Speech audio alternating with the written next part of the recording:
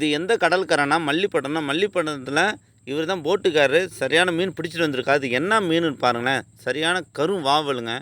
பார்க்க எனக்கு அவ்வளோ ஆச்சரியமாக போச்சு. நல்லா அடி பல அடி ஃப்ரெஷ்ஷாக அப்படி மீன் சூப்பர் மீன் கொண்டு வந்திருக்காருங்க. பாருங்களேன் எப்படி இருக்குன்னு.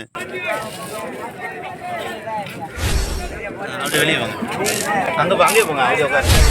போட்டுக்காரர் இது மட்டும் பிடிச்சிட்டு வரல, காளை மீனும் பிடிச்சிட்டு வந்திருக்காரு. ஆனால் மீனை பாருங்களேன், பார்க்கவே சும்மா இதான் பச்சை மீன் சொல்லுவாங்க, உயிர் மீன் சொல்லுவாங்க.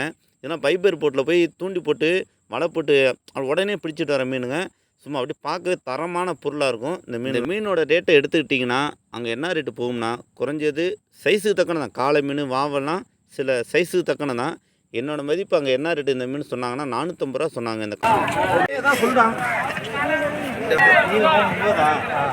இந்த பையன் நடந்து பிடிச்சிட்டு வந்துருக்காப்புல பாருங்க.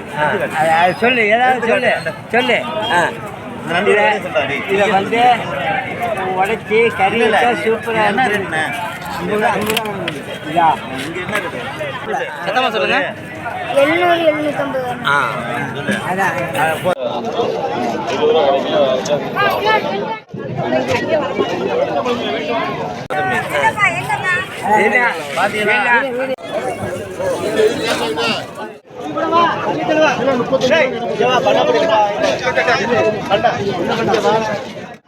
ரெடியெல்லாம் இருக்கியா?